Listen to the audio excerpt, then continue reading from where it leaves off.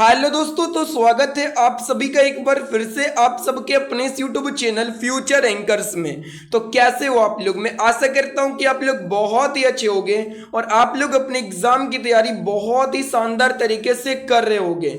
तो मैं यहां पे आपको इस वीडियो में करवाने वाला हूं डीएलएड एग्जाम 2026 के लिए हिंदी के टॉप 60 इंपॉर्टेंट क्वेश्चन, जो कि आपके एग्जाम के लिए बहुत ही इंपॉर्टेंट होने वाला है।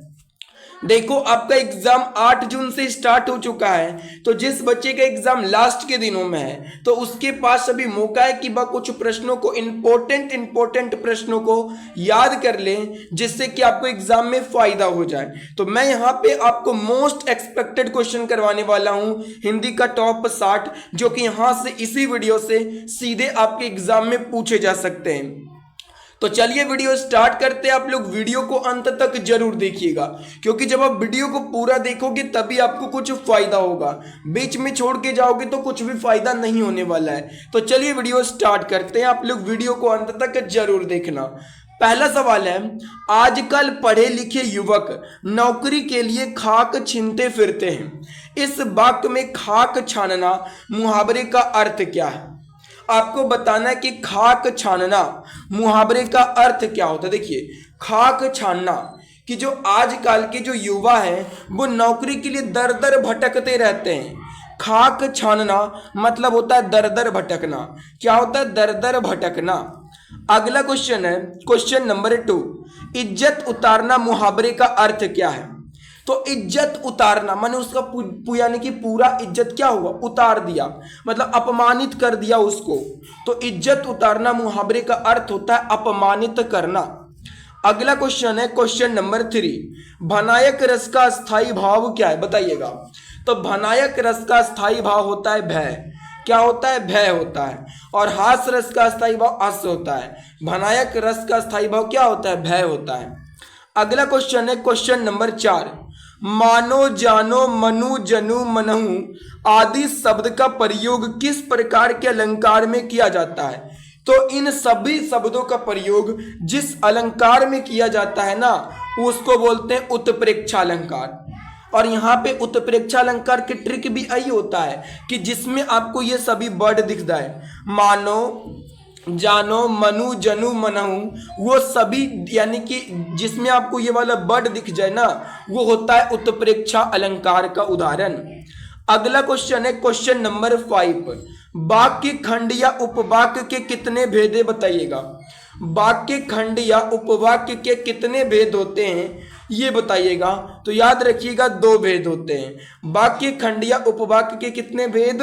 तो 2 भेद होते हैं।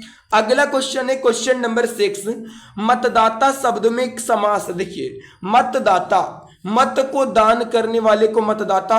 तो यहाँ पे ट्रिक लग गया तत्पुरुष समास। जहां पे कारक चिन्ह की विभक्ति आ जाती है ना, उसको बोलते तत्पुरुष समास। तो मतदाता, मतदान करने वाला, मतदाता मतलब तत्पुरुष समास है। अगला क्वेश्चन है, जहां उपमेय में उपमान की संभावना की जाए वहां डेस होता है। तो जहां उपमेय में उपमान की संभावना की जाती है उसे कहते हैं उत्प्रेक्षा अलंकार। क्या कहते हैं? उत्प्रेक्षा अलंकार। रूपक अलंकार में उपमेय और उपमान में अभेद किया जाता है, कोई भेद नहीं होता है, एक बताया जाता है। रूपक अलंकार में, उपमेय अलंकार में समानता बताई जाती है, यानी कि उपमा अलंकार में समानता बताया जाता है। और भ्रांति मान अलंकार में क्या होता है? भ्रम होता है, याद रखिएगा। अगला क्वेश्चन है, पायो जी मैनो राम रतन धन पायो में कौन सा अलंकार है? देखिए बताइएगा, पायो जी मैनो राम रतन धन पायो, इसमें कौन सा अलंकार है? तो हम जो है ना ऑप्शन को यहाँ पे एलिमिनेट करना सीखेंगे। यमक अलंकार क्या कहता है? जिसमें एक शब्द 2 बार आए।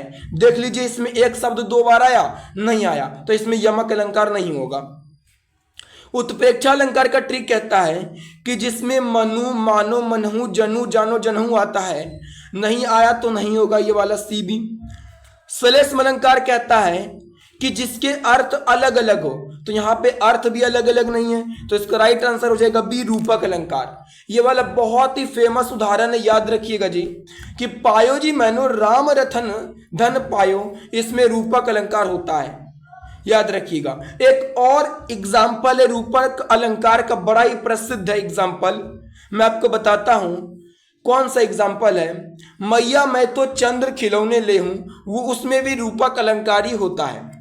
अगला क्वेश्चन है क्वेश्चन नंबर 9, शब्द का प्रसिद्ध अर्थ देने वाली शक्ति क्या कहलाती है? जो प्रसिद्ध अर्थ देती है ना उसको अविदा शब्द शक्ति कहते हैं। अविदा शब्द शक्ति को कहते हैं प्रथमा और अग्रिमा भी कहा जाता है, याद रखिएगा। और लक्षणा शब्द शक्ति का प्रयोग मुहावरा में किया जाता है, इसका प्रयोग ना मुहावरा में किया जाता है। और व्यंजना शब्द शक्ति में मजाक उड़ाया जाता है, व्यंग किया जाता है, याद रखिएगा। और व्यंजना शब्द शक्ति में जो है सलेस अलंकार का प्रयोग किया जाता है, ये भी आपको बहुत ही अच्छे से याद रखना है। अगला क्वेश्चन है क्वेश्चन नंबर 10, ट का उच्चारण स्थान है ट, तो ट का उच्चारण किससे होता है? मूर्धन्य से होता है, जिसे कहते हैं मूर्धा। और कंठ से उच्चारण क वर्ग का होता है, दंत से उच्चारण त वर्ग का होता है, और होठ से उच्चारण प वर्ग। प में जितने भी है ना प फ ब भ म, उसका उच्चारण होठ से होता है। त थ द ध न, उसका उच्चारण दंत से होता है। क ख ग घ अंग, उसका उच्चारण कंठ से होता है, याद रखिएगा। अगला क्वेश्चन है क्वेश्चन नंबर 11, प्रीति नदी में पाँव न बोरियों में कौन सा अलंकार है? बताइएगा। प्रीति नदी में पाँव न बोरियों, देखिए यमक अलंकार अभी मैंने बताया, जिसमें एक शब्द 2 बार चाहिए, नहीं है तो नहीं होगा। उत्प्रेक्षा अलंकार मनु मानो मनहु जनु जानो जनहु, नहीं है तो नहीं होगा। उपमा अलंकार कहता है सासी सी के समान सरिस सम, उपमा अलंकार भी नहीं लगा, तो इसमें हो जाएगा रूपक अलंकार। प्रीति नदी में पाँव न बोरियों, इसमें कौन सा अलंकार? रूपक अलंकार है। क्वेश्चन नंबर 12 है, जहर उगलना मुहावरे का अर्थ क्या है? बताइएगा। जहर उगलना न देखता है, यानी कि सॉरी, आप लोग देखे होंगे कि जब कोई व्यक्ति ना अपमानजनक बातें करता है, बहुत एकदम खराब बातें करता है, तब गांव वाले कहते हैं कि देखो इसका मुंह से जहर निकलता है खाली, यानी कि जहर उगलना मतलब अपमानजनक बातें करना। क्या होता है? अपमानजनक बातें करना, जहर उगलना का अर्थ। अगला क्वेश्चन है क्वेश्चन नंबर 13, निम्न में कौन सा वाक्य शुद्ध है? बताइएगा।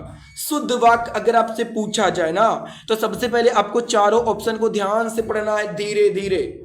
देखिए पहला, मैंने अपनी किताब उसी दिन दे दी थी, बा मुझे देखा तो घबरा गया, बा मुझे नहीं, उसने मुझे देखा तो घबरा गया, ये गलत हो जाएगा।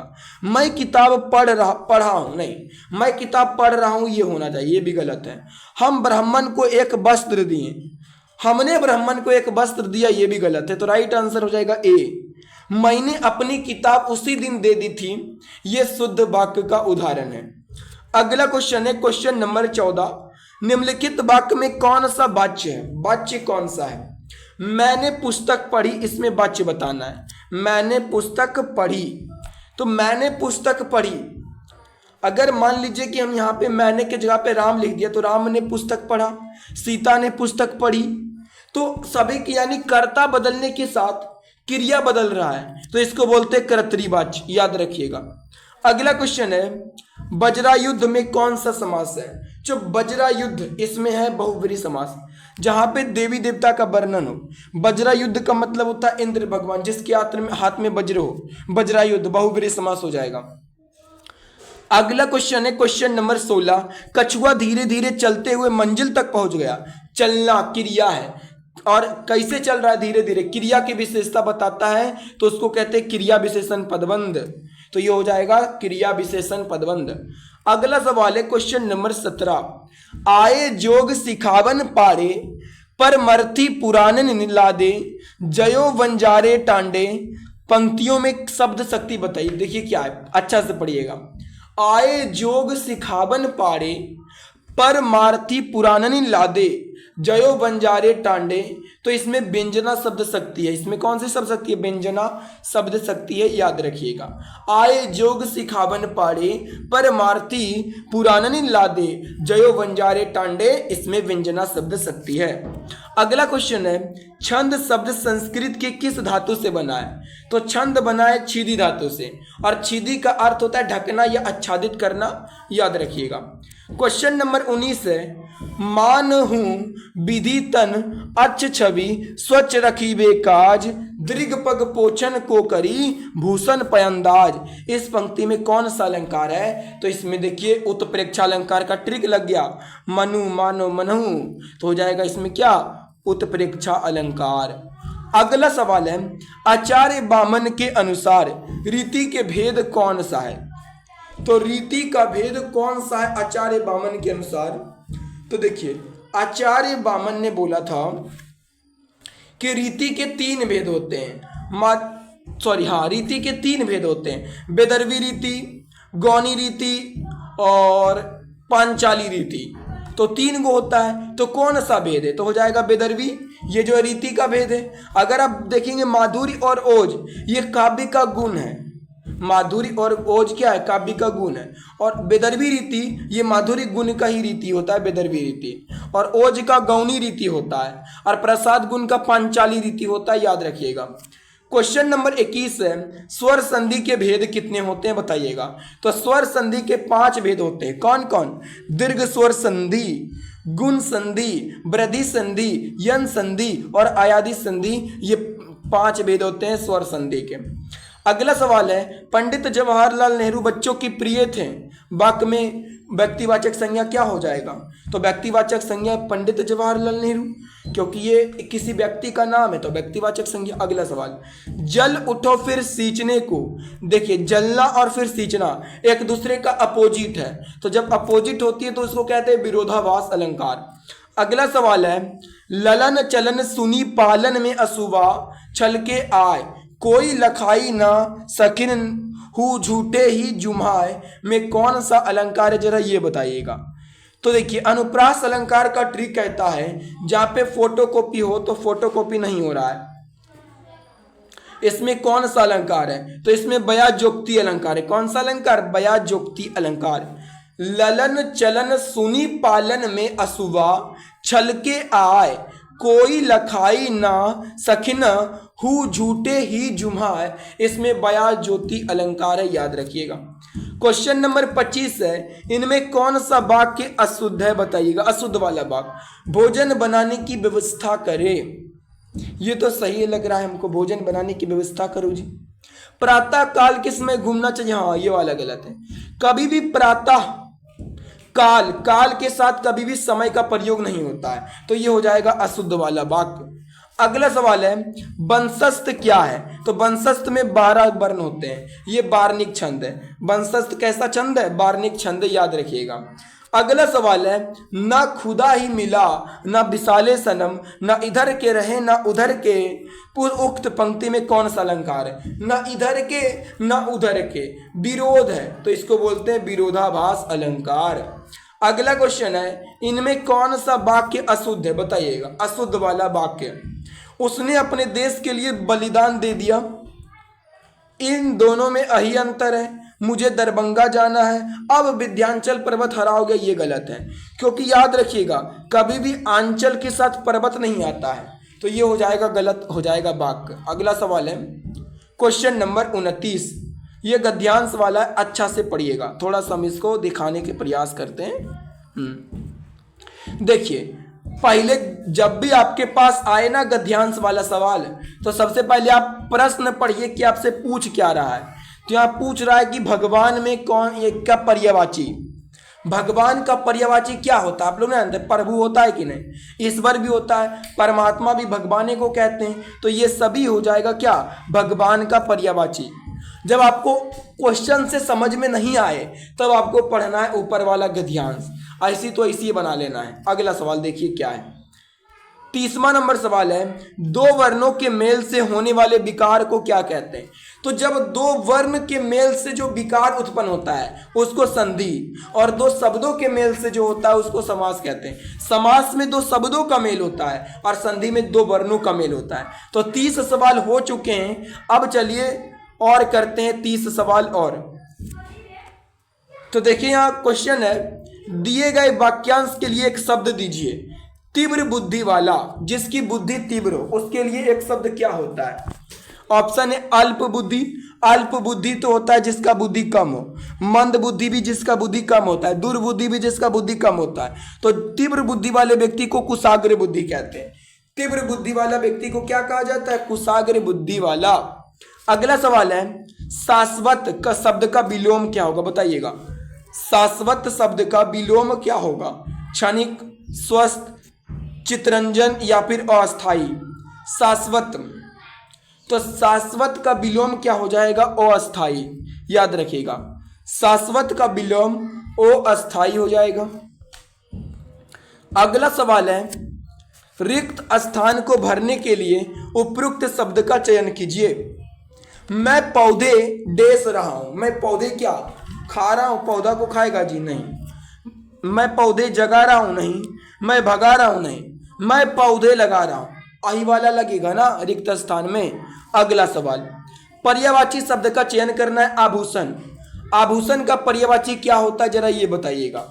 तो आभूषण का पर्यायवाची अलंकार। अलंकार पढ़ते होंगे तो अलंकार का मतलब भी आभूषण होता है। क्या होता है? अलंकार का मतलब भी आभूषण होता है। अगला सवाल है, निम्नलिखित विकल्प का यानी कि चयन करना है। बाल बाल बचना मुहावरे का अर्थ क्या है?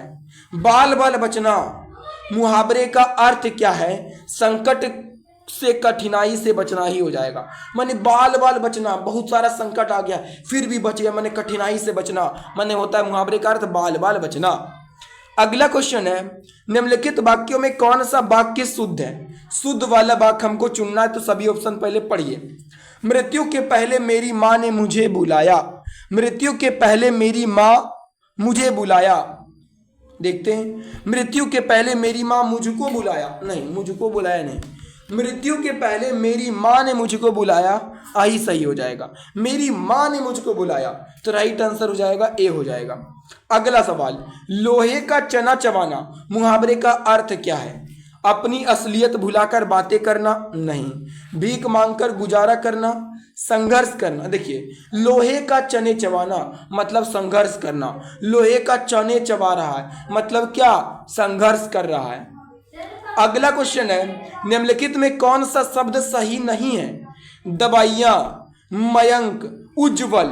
तो कौन सा शब्द सही नहीं है? उज्ज्वल। उज्ज्वल ये गलत है। उज्ज्वल देखिए ऐसे लिखा था, उ जो अद जो ब लो, उज्ज्वल। उज्ज्वल में दोनों जो पड़ता है आधा वाला, तो उज्ज्वल ऐसे लिखाता है। दवाइयाँ सही है, मयंक भी सही है। अगला क्वेश्चन है, निम्नलिखित में कमल का पर्यायवाची क्या होगा? तो कमल का पर्यायवाची क्या होगा? जलद, मदन, अरविंद, आचला। तो कमल का पूछा है ना, तो कमल का हो जाएगा अरविंद। कमल का पर्यायवाची क्या हो जाएगा? अरविंद हो जाएगा, याद रखिएगा। अगला क्वेश्चन है, संधि शब्द का संधि विग्रह निम्नलिखित में कौन सा होगा? संधि, तो सम जोड़ धी संधि हो जाता है। सम जोड़ धी समधि, याद रखिएगा। ये वाला धी पड़ता है संधि विच्छेद में, ये वाला धी। अगला क्वेश्चन है, किस शब्द में समास है? राजाध्यक्ष माने राजा का अध्यक्ष, राजा रानी, यथाशक्ति, मतलब ये सभी में क्या है? समास है। राजाध्यक्ष माने राजा का अध्यक्ष, ये हो जाएगा तत्पुरुष समास। राजा रानी द्वंद्व समास, यथाशक्ति अव्ययी भाव समास है इसमें। अगला सवाल, नदी शब्द का स्त्रीलिंग रूप क्या होगा? तो नदी का स्त्रीलिंग रूप होता है नद। नदी का स्त्रीलिंग क्या होता है? नद होता है, याद रखिएगा। अगला क्वेश्चन है, अहीर शब्द का स्त्रीलिंग रूप। तो अहीर का स्त्रीलिंग अहीरीन होता है। क्या होता है? अहीरीन। अहीर का स्त्रीलिंग अहीरीन होता है, याद रखिएगा। अहीरन नहीं, अहीरीन, याद रखिएगा। अगला क्वेश्चन, कर शब्द का अर्थ कौन सा नहीं हो सकता है? कर शब्द का कौन सा अर्थ नहीं है? तो कर का अर्थ पानी, हाथ, हस्त होता है, लेकिन बर्फ ये कर शब्द का अर्थ नहीं होता है, याद रखिएगा। अगला क्वेश्चन, निम्न में से घृणा करता हूं क्या है? वह गंदगी से घृणा करता है में से कौन सा कारक है? वह गंदगी से घृणा करता है, इसमें अपादान कारक है, क्योंकि यहाँ पे देखिए विभक्ति से दिख गया, तो अपादान कारक की विभक्ति है। अगला क्वेश्चन, सोहन मकान के भीतर है, कौन सा परस्वर्ग है? परस्वर्ग मने होता है कारके, तो यानी कि सोहन मकान के भीतर है, तो अधिकरण में पर, यानी कि जहाँ को अंदर में हो उसके लिए अधिकरण कारक होता है, अधिकरण में पर। तो सोहन मकान के भीतर माने मकान में है ना, मकान के अंदर है ना, तो अधिकरण में पर हो जाएगा, अधिकरण पर स्वर्ग। अगला क्वेश्चन, मुझसे पत्र नहीं लिखा जाता, नहीं जाता, ये होता है भाववाच्य, क्या होगा? देखिए, मुझसे पत्र नहीं लिखा जाता, भाववाच्य आप लोग पढ़े होंगे ट्रिक, नहीं जाता, ठीक है ना, नहीं जाता तो वो होता है भाववाच्य का उदाहरण। मैं भी बच्चों को पढ़ाता हूं कि नहीं जाता तो वो भाववाच्य का उदाहरण होता, सही है, लेकिन यहाँ पे भाववाच्य नहीं होगा, क्योंकि भाववाच्य में आप लोग पढ़े होंगे नहीं जाता तो वो भाववाच्य होता है, लेकिन और आपने पढ़ा होगा कि इसमें हमेशा अकर्मक क्रिया होती है। तो यहाँ पे देखिए, ये तो सकर्मक क्रिया आ गया, क्या नहीं लिखता? तो पत्र नहीं लिखता, तो ये भाववाच्य नहीं होगा, ये हो जाएगा कर्मवाच्य। क्या हो जाएगा? कर्मवाच्य, क्योंकि यहाँ पे सकर्मक आ गया ना, और सकर्मक कर्मवाच्य में ही होता है, याद रखिएगा। अगला क्वेश्चन है, जो तुम्हारी अनुशासन पावो, कुंदक इब ब्रह्मांड उठावो, काचे घट जिमी डारो फिरो, सकऊ मेरू मूसक जीमी तोरी, उपरोक्त में कौन सा रस है? इसमें अद्भुत रस है। नहीं, इसमें यहाँ पे बोला है जो तुम्हारी अनुशासन पावो, कुंदक इव ब्रह्मांड उठावो, माने वो ब्रह्मांड को भी उठा लेता है, काचे घट जीमी डारो फोरी, सकऊ मेरू मूसक जीमी तोरी। तो इसमें क्रोद्र के बारे में बता रहा है कि वो पूरा ब्रह्मांड उठा लेगा, रौद्र रस है। इसमें कौन सा रस है? रौद्र रस है, याद रखिएगा। अगला क्वेश्चन है, जिस छंद के प्रत्येक चरण में 16 मात्राएं होती है और अंत में गुरु होता है, उसे क्या कहते हैं? 16 मात्रा किस में होता है जरा बताइएगा? तो 16 मात्रा चौपैया में होता है, चौपाई में 16 मात्रा होता है, याद रखिएगा। अगला क्वेश्चन, 13-11 मात्राओं पर यति एवं 4 चरण छंद है। 13-11, तो 13-11 ये होता है किसमें? दोहा में। दोहा में 13-11 मात्रा होता है। अगला क्वेश्चन, गर्भ करऊं रघुनंदन जिम मन मह, देखूं आपन मूर्ति सिया के छा, उपरुक्त पंक्ति में कौन सा अलंकार है? ये बताइएगा। तो इसमें ना देखिए, सिया से सम, यानी कि जहां पे तुलना किया जाता है उसको उपमा अलंकार बोलते हैं। उपमा उदाहरण में, एग्जाम्पल में नहीं, तो हो जाएगा प्रतीप। उपमा का उल्टा ही प्रतीप होता है, याद रखिएगा। और उपमा और प्रतीप अलंकार मिलके उपमयोपमा अलंकार बनाता है। अगला क्वेश्चन है, पट पीत मनहु तड़ित रुचि, सूची जेमी नोमी जनक सतावर, उपयुक्त में कौन सा अलंकार है? देखिए, मनहु किस में होता है? उत्प्रेक्षा अलंकार में होता है। अगला क्वेश्चन है,